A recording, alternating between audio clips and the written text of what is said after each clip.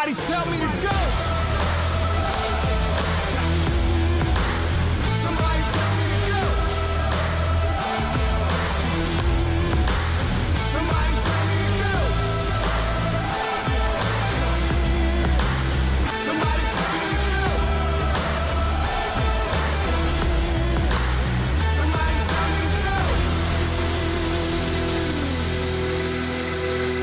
What's up, everybody? Time for a brand new feature premiere. Welcome back to those who watched us before, and welcome to our new fans, especially our Xbox fans. We've got 6 full episodes all the way to launch. Episode 1 was last week. We was joined by Kyle Saul. We talked about pitching and hitting. Today's episode is all about fielding. Then next week, we're going to talk about ball player. The week after that, franchise. March to October, we still got to talk about next gen and Diamond Dynasty. We are not done. You can watch feature premieres every Thursday at 3 p.m. Pacific time on Twitch, YouTube, and Facebook Live. Let's talk about fielding. I'm joined by none other than gameplay director of 23 years holding the studio down, Chris Gill. Chris, please introduce yourself and tell our fans a little bit about you.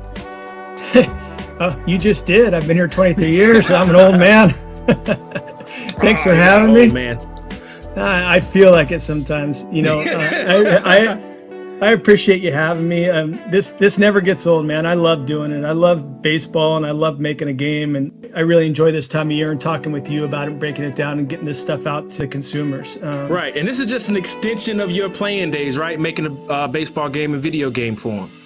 Yeah, for the most part, I'm a baseball guy through and through. I played college baseball at Long Beach State, played with the Reds for about 5 years. Then I came back home and coached a few years in college back at Long Beach, and then scouted with the Reds for a couple years. So yeah, that is my background. Got an opportunity to come work here at Sony in '98. I took advantage of that and been here ever since. So loving it.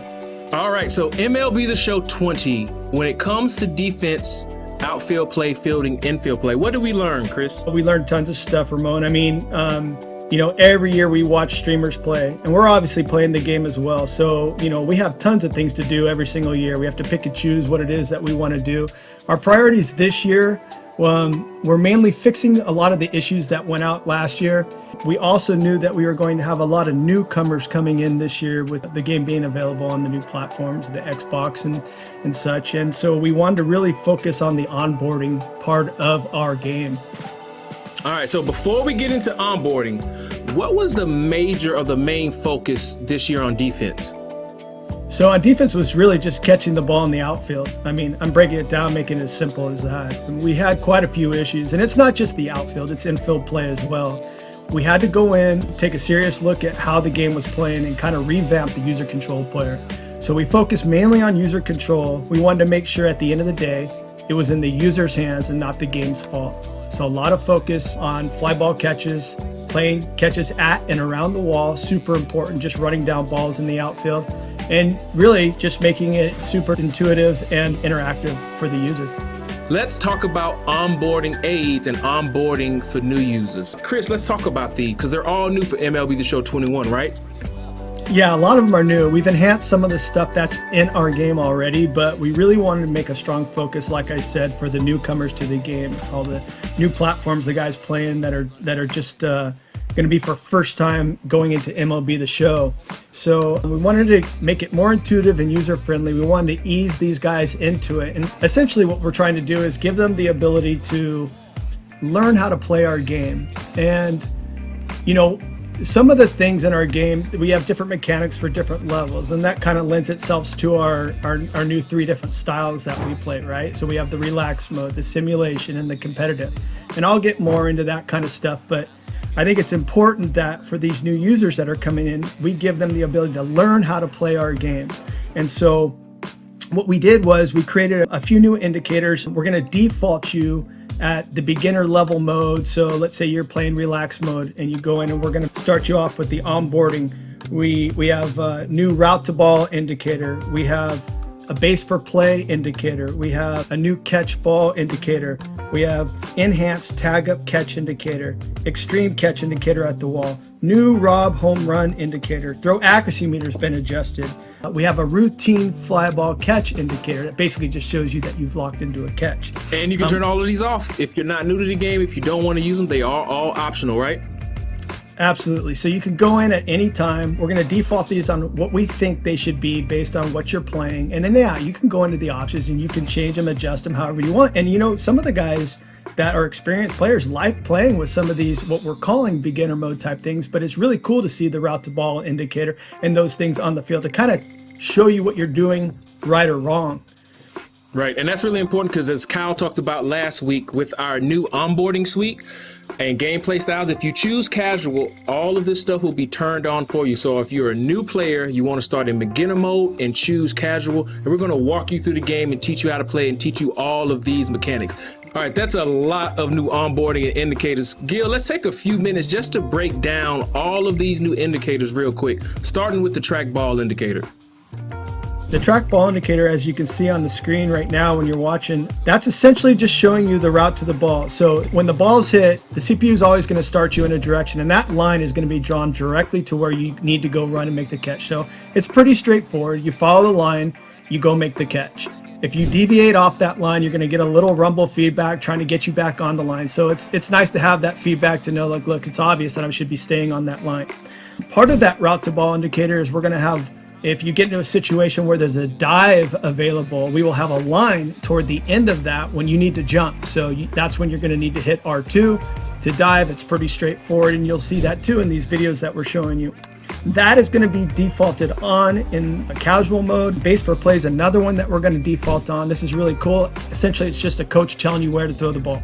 So instead of having auto throwing on, which we did before with beginners, we're trying to teach you how to play the game. So we're showing you the icons of what base to throw to, and then along with the icon, the associated base. So if it's triangle, you're going to see second base is highlighted. If it's square, you're going to see third base is highlighted, so you know where to throw.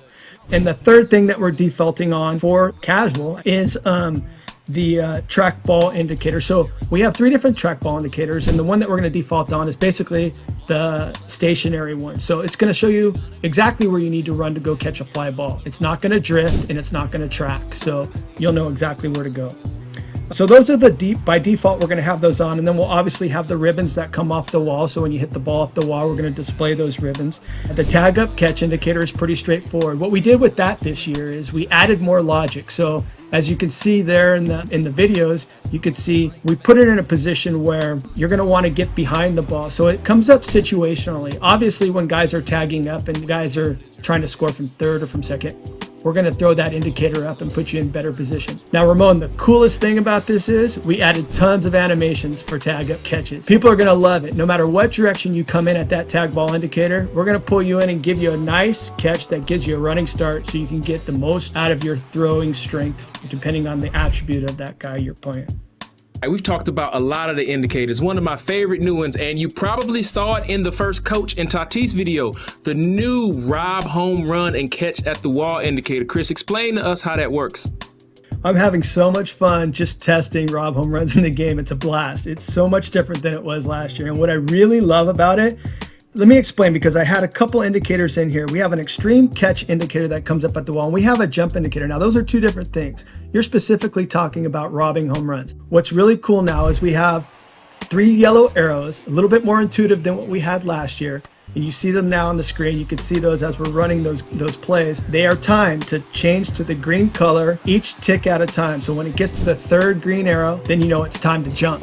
But the cool thing is we did a lot of logic enhancements with robbing home runs, and we took our animations and allowed you to jump into the animation at different times. Because Ramone, when you're playing, there's different timings of robbing home runs. It's not always the same every single time.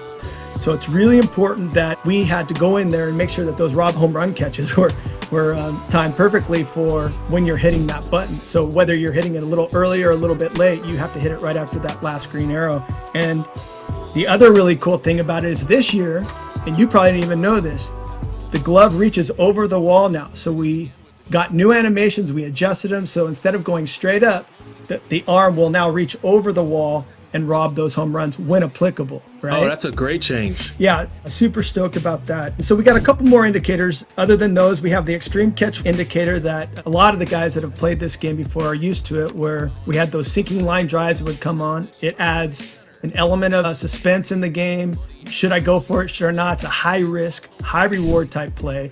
And those essentially happen at the wall. So if I'm running and I'm trying to chase a ball down in the gap or over my head and I see that red indicator come on at the wall, well, I have to make a decision then, right? Just like a real player does. I mean, I have to either try to go for it or I'm going to play that ball off the wall. And so it's really cool to see that and you having to make those decisions, you know, when you're in the game. And that's an extension of a feature that we introduced last year, where last year the extreme catch indicator only showed up on those sinking line drives. Now you're saying it's going to show up at the wall as well?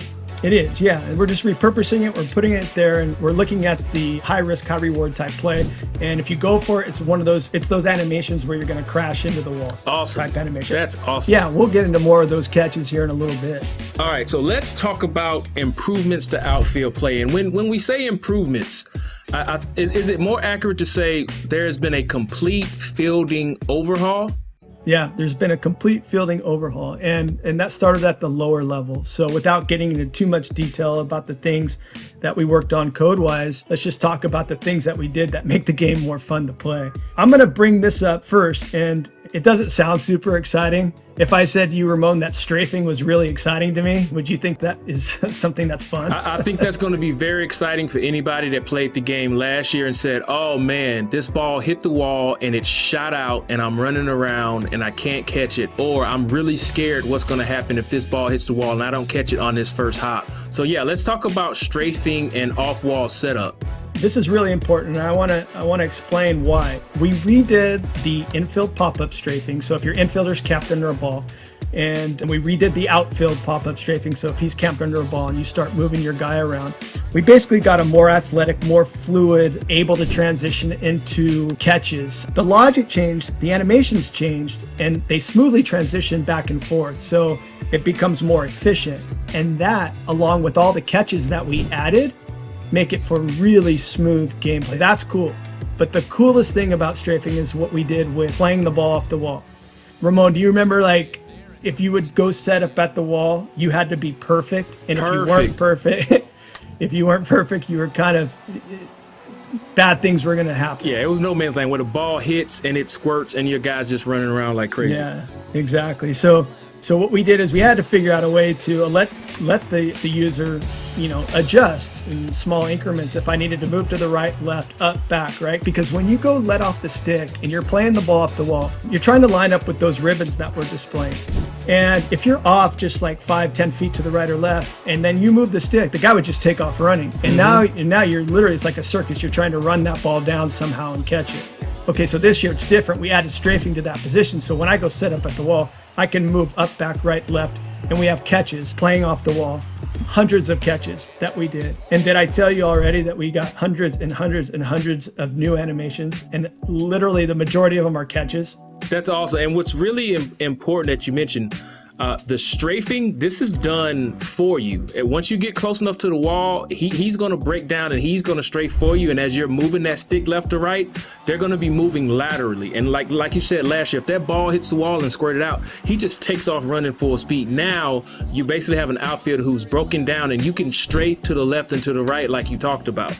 Yeah. It just makes something clear. You said it's happening for you. Well, the CPU's not doing it for you. You have to do it. But when you move the stick, we're making the assumption that you just want to move a little bit to the right, a little bit to the left, just to line up with that ball, right? And so obviously, if you don't line up anywhere near where that ball is going to come off, then you're not going to strafe. You're going to run. But it doesn't matter because it doesn't apply in those situations. So yeah, you are strafing on your own. That's awesome. So we've talked about off-wall setup and strafing. Now let's get into off-wall catches, which is different. It's not a setup. Now let's talk about off-the-wall catches.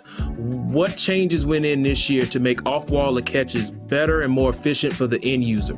Yeah, so there's two different types of catches. So if you want to look at it this way, you're either running toward the wall when the ball comes off the wall, or you're set up and you're either strafing or you're set up perfectly and you're exactly where you want to be. Okay, so there's There's a lot that goes into this. All the animations that we captured to facilitate both of those situations. Let's start with running. If the ball's just smoked and I'm running back as fast as I can to go catch that ball, it hits off the wall. So no matter what angle, let's just say I'm playing in a place like San Francisco where you got some weird angles, hard brick up there, and the ball can ricochet off at a weird angle. We have every direction that you could possibly come at the ball going back toward the wall, every direction catch, every height, running and stationary catch, right? So here's what's cool. In all the catches that we did, we made sure that the catch is going to explain to the user what he did right or wrong. Does that make sense to you? Mm-hmm. Probably not fully. So let me explain. So what I'm saying is, if I don't line up with that catch, we're going to play an animation that shows you weren't lined up with the catch, right? So if I'm running toward a ball that's coming off the wall and it's not near me, we're going to show the guy reach out and try to catch it. We call those our phantom catches. So we're basically telling you, you took a bad route to that ball. You couldn't catch it. The cool thing is, if you get anywhere near where that ball is, you're going to play a catch. That's how many catches we have. So you literally would have to be like 20 feet away from the ball for one of those phantoms to play, right? Or it's just unreachable. So running toward the wall, we have all those heights, all to the right, to the left. And then from the stationary position, like if you were strafing or set up at the wall, we have all the animations that you need to go get the ball. So fundamentally, when you're playing a ball off the wall, you always want to go get the ball if you can. Our animations will take you to the ball instead of, I don't know if you remember, like just playing the game in the years past. Sometimes those bounces, you'd be sitting there waiting for it. You're like, come on, come on. Now we'll go get it, right? So the player will go get the ball. And that makes it really efficient. Allows you to get the ball, get it to the relay guy, and make a play at a base. The other cool thing is, if you set up too close to the wall, we have eat-up animation. So if you get too close to the wall, those eat-up animations will make you either bobble the ball or take longer to play. So it's really important that you put yourself in good position when you're playing near the wall. Okay, and that elaborates you picking up the ball after you miss it, right? We're going to play an animation, let you know, hey, you took a bad route, the guy reaches, and that's to give you information that you did something wrong, and then picking up the ball after you miss it. Yeah, well, picking up the ball after you miss it, well, that's a good point. If you do get eaten up and the ball lands at your feet, or let's say I'm trying to rob a home run and it bounces off my glove and it goes down at my feet, I think a lot of people that have played our game know that we've had some issues in the past of just picking up the ball. And all that does is allow the base runner to take an extra base, right? He's gaining steps as you're sitting there trying to figure out how to pick up the ball and you're running your guy around. Well, I want to make sure everybody understands how much work we put into this. It seems very simple, straightforward that you would be able to fix something like that, but it took a lot of work. And so part of this overhaul of fielding that we did, that's a big part of it. And so picking up that ball efficiently after you make a miss, or after you miss the ball, makes the game more realistic, and it makes it feel like, you know, it's on you as the user. It's the game's not punishing me for these things. All right, we're talking about outfield play. So much work has been done already. We've talked about so much. We've really broken down off-wall setup. We've broken down off-wall catches. Now let's talk about catching the ball at the wall, rob home run catches, and those jump catches at the wall where you can still make a spectacular play even if it might not be a home run. So Gil, what's been done to that area of the game for MLB The Show 21? Yeah, so we wanted to go into the motion capture studio and make sure that we covered all areas around the player when he's standing at the wall. You know, Ramone, like when you were playing in my office, we've done this a few times, you get so frustrated when that ball would just bounce like 5 feet to your right or to your left. And you'd always say, come on, can we get more catches for this, please? Yep. He would.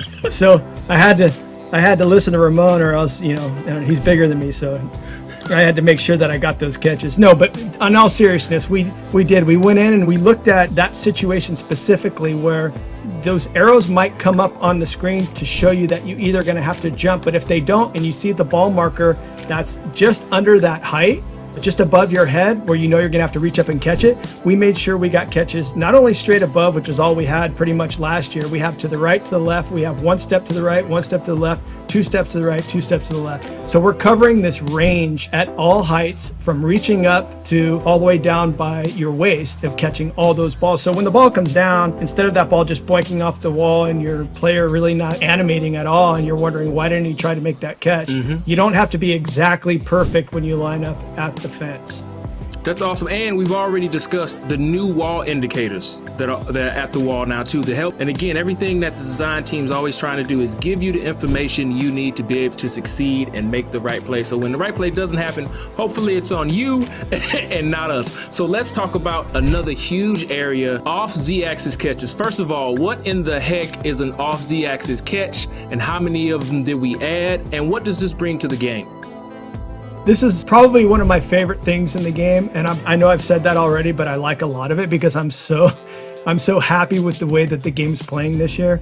The off Z-axis catches are basically a fancy way of saying that we have catches that will come off the line that you're running in. So the direction that you're running in, if you're running too steep for a ball or too shallow for a ball, will come off of that angle and make a catch for you. So I think it's important to understand that not everybody is perfect when they're trying to run down a ball in the gap or down the line.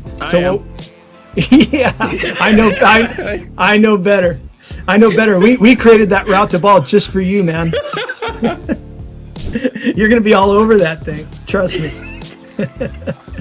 Yeah, well, no, I mean, it's a good point. The route to ball indicator is actually, like I said before, it's like a teaching tool. And so what we did with these off Z-axis catches, and again, we got hundreds of catches, because when I say hundreds of catches, you guys got to realize that we're getting catches at all heights and at all angles and directions. So we have to be able to facilitate that. We don't move the ball to your glove. We literally have to have enough catches to facilitate wherever that ball is physically. Some of the videos that you're going to see as this is running through, you're going to see the guys coming off of their line that they're running. And what ends up happening is situationally, it allows you to play behind the ball a little bit more. So when I say situationally, like, you know, Ramone, if you have toward the end of the game and you're trying to play it safe and you're trying to not give up any doubles, right? Because the guy at the plate might beat the tying run.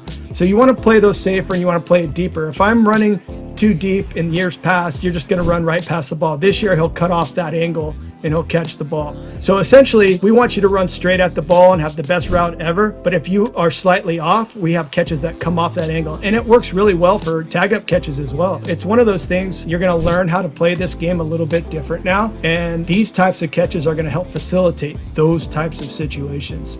There it is. So we've talked a lot about outfield play.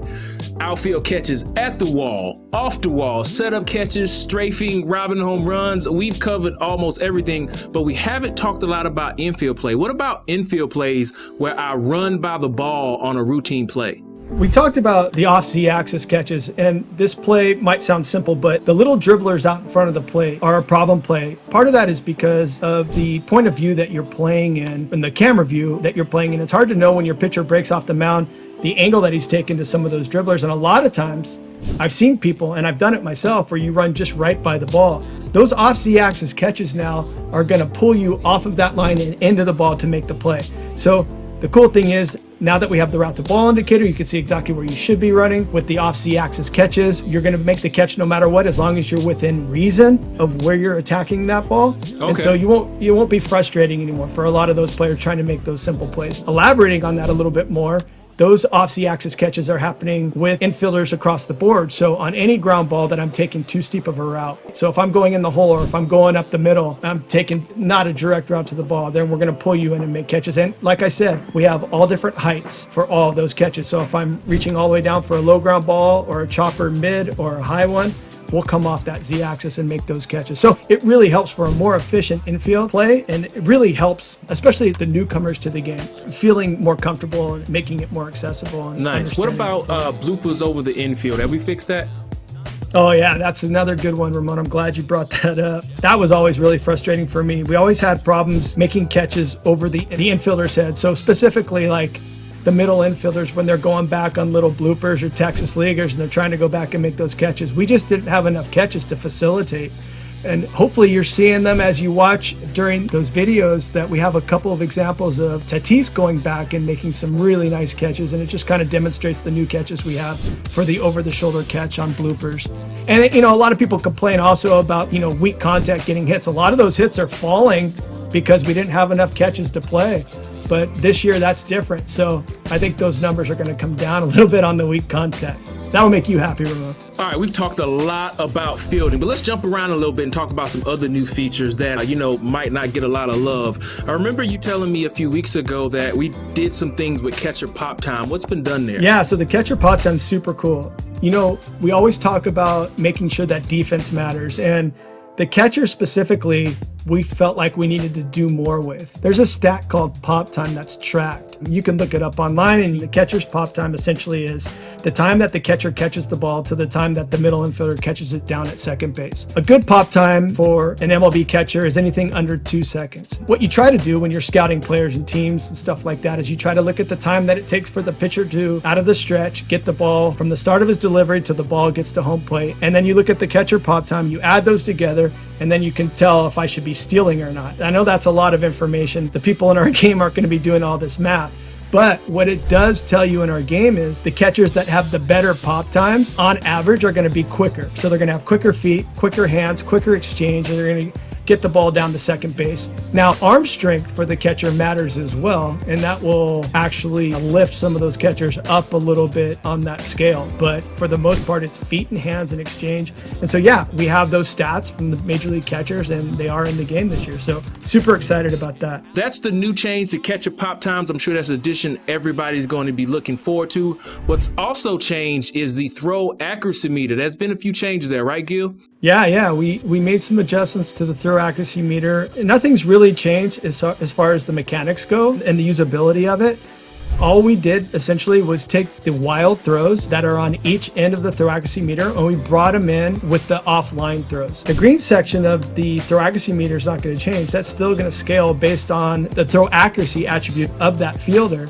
But what is going to change now is that if you miss the green, it's going to be a little bit more intense. And because the throw accuracy meter is a more competitive gameplay mechanic, we wanted to throw in a little bit more nervousness when you're trying to do it, where if I miss that green, I have a chance of throwing the ball away. So we put the wild throws in with the offline. We changed the colors that were used to be yellow and red. We put them together and made like a light orangish color. Ramone, you know this. No one ever hit the red anyway. Nobody ever hit the red. Yeah, like we're watching thousands of streams, looking at the data. Nobody ever hit the red. So this is a wonderful change. Yeah, I like it. All right, so anything else? We've talked about a lot. Let's button this up, Gil.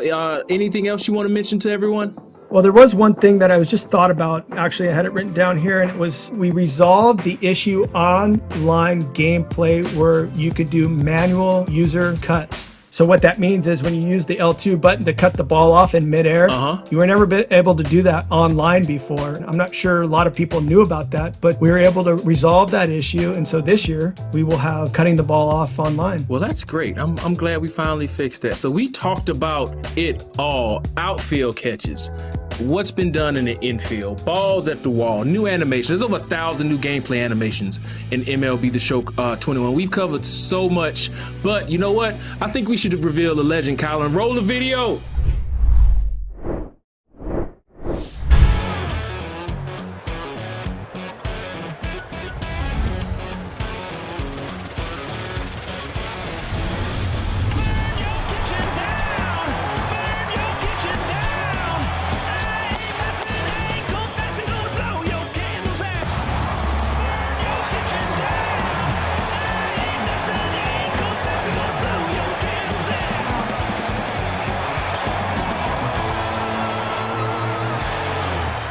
Grady Sizemore joins the legend roster. Fuzzy, you can finally stop sending me text messages. Your guy, the Cleveland Stud, joins the roster. Last week was Alfonso Soriano. This week was Grady Sizemore. We've got way more legends to reveal. I want to thank Game Design Director Chris Gill for joining us to talk about everything involving fielding. Make sure to tune in next week. We're going to talk about ball player and road to the show. Lots to learn. More episodes coming every Thursday at 3 p.m. Pacific. You can watch on Twitch, YouTube, Facebook Live. Thanks for watching. We'll see you next week.